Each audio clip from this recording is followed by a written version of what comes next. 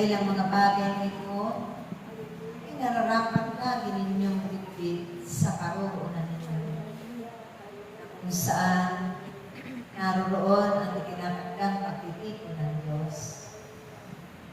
Ito man ay inyong panatilihin, ganapin ang buong kagalakan, buong kababaan ng kalooban.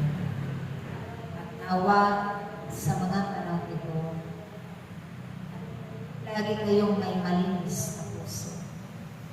At sumikapan ninyong hingin ito sa Diyos upang walang manahan at sasamang elemento sa inyong mga kalooban. Lahat lamang kabutihan ang inyong ibabahagi at gaganapin para sa mundo. Kayo man ang itinalaga na daluyan ng kanilang pagpapala ng mga kapwa ninyo sa mundo. Kaya nawa,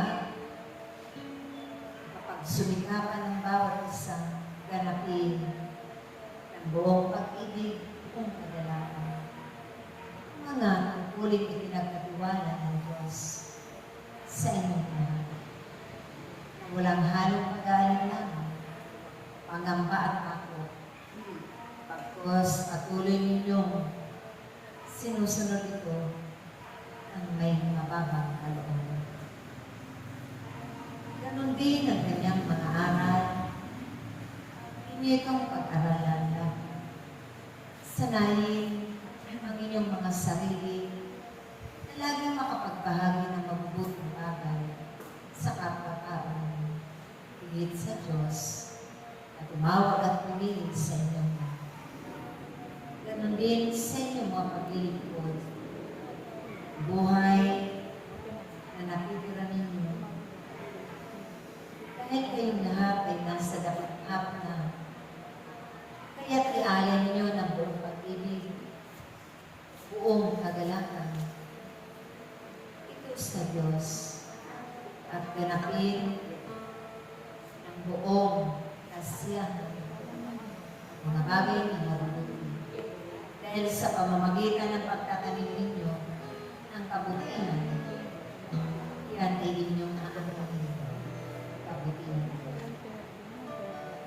Kapag kayo ay sumusunod sa mga mahalagang ipinag-uutos ng Diyos,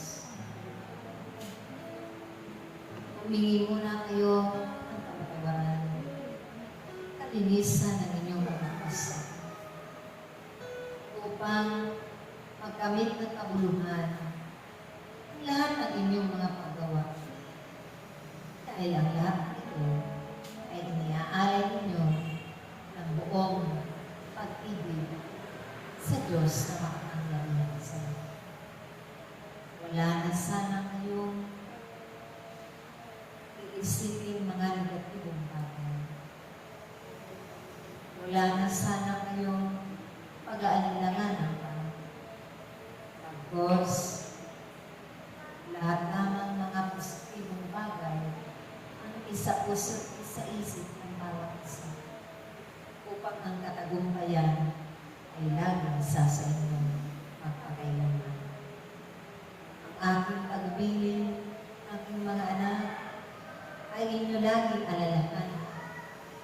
Lagi ninyong pagsanayan ayon sa kalooban ng Diyos at ganapin ito ng buong kagalakan.